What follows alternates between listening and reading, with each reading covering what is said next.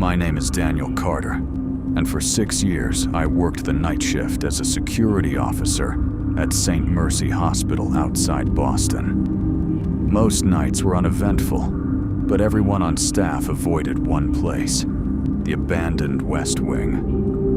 Room 307 had been closed for months after severe water damage. No patients, no equipment, no reason for anyone to go there. At 11:48 p.m., dispatch called me. Daniel, a nurse reported footsteps coming from room 307. I checked the security cameras.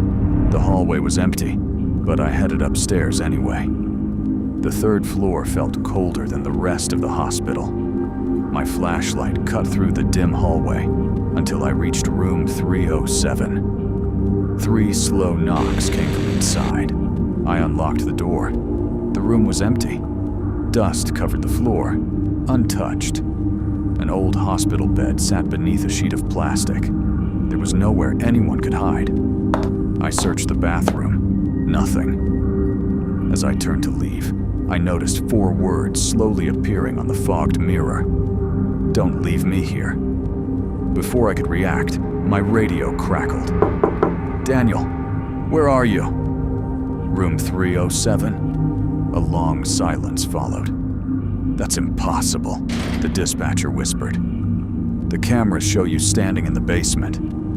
I looked around the empty room. Then the lights flickered. When they came back on, the hallway outside had changed. Every door was closed. Every light was dim. Every sound had vanished. Then I heard someone whisper directly behind me, "Help me!" I spun around. No one. The whisper came again. From inside room 307, I stepped back into the room. This time, a woman sat on the bed. Long black hair covered her face. She wore an old hospital gown. She didn't move. She slowly raised one arm and pointed toward the hallway. I turned. Dozens of people stood silently outside. Doctors, patients, children. None of them had faces. Only smooth skin where their eyes and mouths should have been. My flashlight went dark. For 2 terrifying seconds, everything disappeared. When the light returned, the hallway was empty. The woman was gone. Only the old bed remained. My radio screamed with static. Then another guard shouted, "Daniel, get away from that room!" I ran. Halfway down the hall, I noticed every room number except one. 301, 302, 303, 304, 305, 306, 308. Room 307 was gone. The wall was solid concrete, as if the room had never existed. The elevator refused to open. The stairwell door wouldn't move. Then the hospital speakers activated. "Patient in room 307 requires immediate assistance." The announcement repeated again and again. Each time the voice sounded less human. A wheelchair rolled slowly into the hallway by itself. No one pushed it. It stopped directly in front of me. Resting on the seat was my security badge. The photograph showed me. The date was today's. Under my name was one word: deceased. The lights flashed. The wheelchair vanished. My badge was suddenly hanging around my neck again. My phone rang. It was my wife. I answered. Instead of her voice, I heard my young daughter. "Daddy, don't go downstairs." "What happened?" "He's waiting." The call ended. I called back immediately. Her phone never rang. The stairwell door suddenly swung open. Darkness filled every step below. Heavy footsteps climbed upward. Slow, steady, closer. Then they stopped just beyond the darkness. A calm male voice echoed upward. "I finally found room 307. The door slammed shut so hard the walls shook. Something massive struck it from the other side. Once, twice, 3 times. Then complete silence. When I carefully opened the door again, no one was there. Only wet footprints leading upward. They ended at the rooftop entrance. I unlocked the door. The roof was empty except for an old hospital bed covered by a white sheet. Something lay beneath it. I walked closer. The wind wasn't moving the sheet, as if whatever was underneath weighed far too much. Ignoring every instinct, I pulled the sheet away. The bed was empty. Behind me, invisible footsteps crossed the rooftop. The mattress sank with each step. 1, 2, 3. They stopped inches away. Ice-cold fingers wrapped around my wrist. A whisper touched my ear. "You left me." Everything went black. I woke in the emergency department just before sunrise. Doctors said I'd been unconscious for 4 hours. When I asked about room 307, the hospital administrator frowned. There's never been a room 307 in this building. I quit that morning. Weeks later, I requested the security footage from my last shift. The video showed me standing alone in front of a blank concrete wall for nearly 4 hours. Talking, laughing, holding someone's invisible hand. Just before the recording ended, 4 wet words slowly appeared on the wall in front of me. "Don't come back tonight." My name is Ethan Brooks, and I worked the night shift as a registered nurse at Blackwood Memorial Hospital in Chicago. I never believed the stories about haunted hospitals. Strange noises always had an explanation. At least, that's what I believed until my final shift. At 11:15 p.m., the charge nurse handed me my assignment. "You only have 4 patients tonight," she said. "And whatever you do, don't answer any call light from room 418. I looked at the hallway map. The 4th floor ended at room 417. There wasn't a room 418. I assumed she was joking. An hour later, every call light on the floor flashed once. Then they all turned off. A single light appeared on the monitor. "Room 418, assistance requested." I refreshed the system. The alert stayed. I called maintenance. The technician sighed. "Ignore it. How can I ignore a room that doesn't exist?" He was silent for several seconds. "Trust me," he whispered before hanging up. At 12:40 a.m., slow footsteps echoed through the hallway. No one was there. The sound continued anyway, stopping directly in front of the nurse's station. The patient monitor suddenly listed a 5th patient. Unknown male. No age. No medical record. Only one instruction. "Do not wake him." I hurried into room 417. My elderly patient was sitting upright, staring at the empty corner of the room. Without looking at me, he quietly said, "He's walking again." "Who?" "The man from the room that isn't there." Seconds later, he lay back down and fell asleep as though nothing had happened. At 2 a.m., the elevator opened. No one stepped out. Yet wet footprints slowly appeared on the polished floor. One after another. They crossed the hallway and stopped beside me. A patient chart slid across the counter by itself. There was no name, with the face scratched away. Only a black and white photograph. At the bottom of the page were 5 words. "He never left this floor." The lights flickered. When they came back, the chart was gone. At exactly 3 a.m., every clock stopped. The ventilation fell silent. The hospital became unnaturally quiet. Then I heard breathing behind me. Slow. Deep. Steady. I turned. No one. The breathing followed every step I took.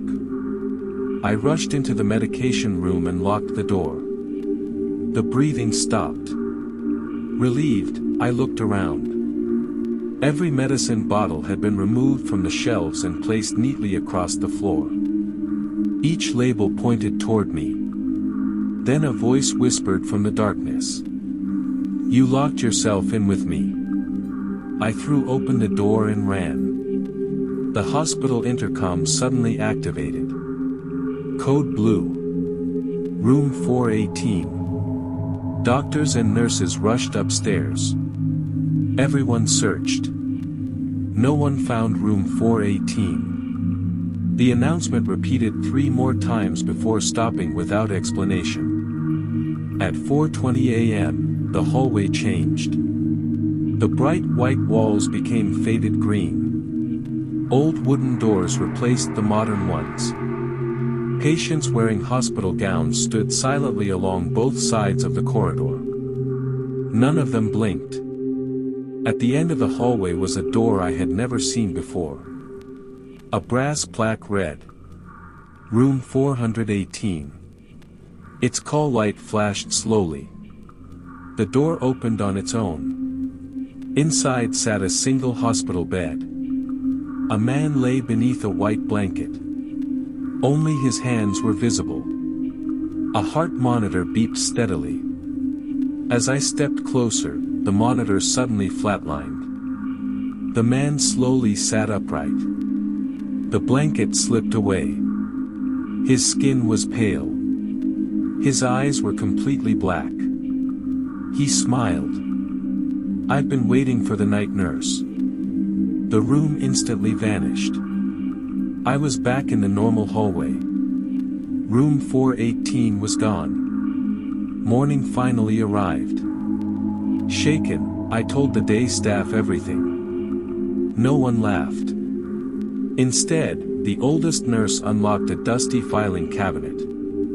Inside were dozens of incident reports dating back more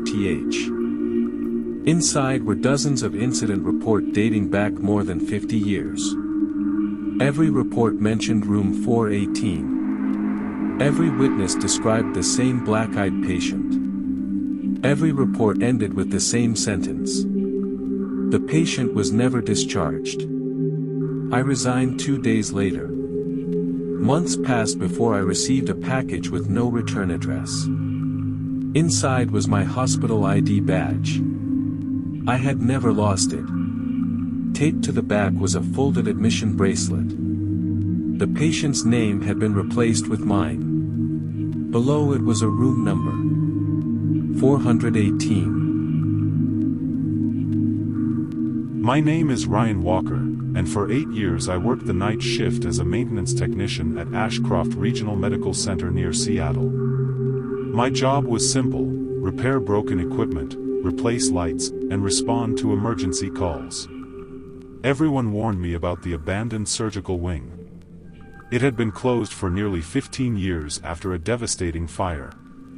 No electricity. No patients. No reason to enter. At 11:20 p.m., my supervisor handed me a work order. Replace damaged intercom speaker, operating room 3. I laughed. There's no power in that wing. He simply replied, just finish the job. I unlocked the heavy steel door leading into the abandoned hallway. Dust covered everything. Old wheelchairs sat against the walls. Broken stretchers remained exactly where they had been left years earlier. The silence felt unnatural. Then the hospital intercom came alive. Code blue. Operating room 3. The announcement echoed through the empty corridor. I froze. The speakers shouldn't have worked. The voice repeated the message. This time it sounded closer. Almost as if someone were standing behind me. I turned. No one. Only the dark hallway. Following the sound, I reached operating room 3. The door stood slightly open. Inside, an old operating table rested beneath cracked surgical lights. As soon as I stepped inside, the door slowly closed. Every surgical light switched on at once. The room looked brand new. Doctors and nurses surrounded the operating table. They worked silently, never looking at me. A patient lay beneath a blue surgical sheet. Only one hand was visible. Its fingers slowly tapped the metal table. 1, 2, 3. Then stopped. The surgeon turned toward me. His surgical mask covered his mouth. But above it, there were no eyes. Only darkness. The lights instantly went out. When my flashlight came back on, the room was abandoned again. Everything was covered in dust. The operating team had vanished. My radio crackled. "Maintenance, report to ICU." I answered immediately. A confused voice replied, "No one called you." Before I could respond, the radio filled with static. Then a whisper. "Stay with us." I hurried toward the exit. Halfway down the hallway I noticed something strange. Every door had a brass nameplate. Not room numbers. Names. Dozens of them. As I walked past, I found a blank plate. Letters slowly appeared on the metal. R. Y. A. N. My name. Someone was carving it while I watched. The intercom activated again. Maintenance technician Ryan Walker. A pause. "Your shift has been extended permanently." The lights flickered.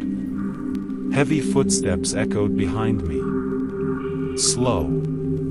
Steady. Getting closer. I shined my flashlight down the hallway. Nothing. The footsteps continued anyway. Then they stopped. A wheelchair rolled out of the darkness by itself. Someone sat in it with their head lowered. The chair stopped a few feet away. The figure slowly looked up. It was me. Same face. Same uniform. Same toolbox. Except my eyes were completely black. The other me smiled. "You never left." The lights burst overhead. Glass shattered across the floor. When I looked again, the wheelchair was empty. The exit door suddenly unlocked. I ran into the main hospital. Everything looked normal again. Doctors hurried through the hallways. Patients filled the waiting room. For a moment, I believed it had all been a nightmare. An elderly janitor quietly approached me. "You heard the announcements," he said. I nodded. He lifted his sleeve. An old hospital wristband still circled his arm. "I heard them 30 years ago." "What happened?" "I never really went home." Before I could ask another question, someone walked between us. The janitor was gone. No one nearby remembered seeing him. At 3:30 a.m., every television in the hospital switched on. Each screen showed the same security camera. Operating room 3. The room was empty. Then the operating table rolled into the center by itself. An invisible figure climbed onto it. The surgical sheet slowly pulled itself over the body. Every screen went black. Security searched the abandoned wing. They found nothing. Except a fresh set of muddy footprints leading inside. Only one set. Mine. Morning finally arrived. I handed in my keys and resigned before leaving the building. 2 weeks later, curiosity got the better of me. I requested the security footage from my last shift. The administrator reluctantly agreed. The recording showed me entering the abandoned surgical wing. The door closed behind me. Hours passed. No one came out. At sunrise, the door opened by itself. Only my toolbox rolled into the hallway. No person. No shadow. Nothing else. The administrator immediately shut off the video.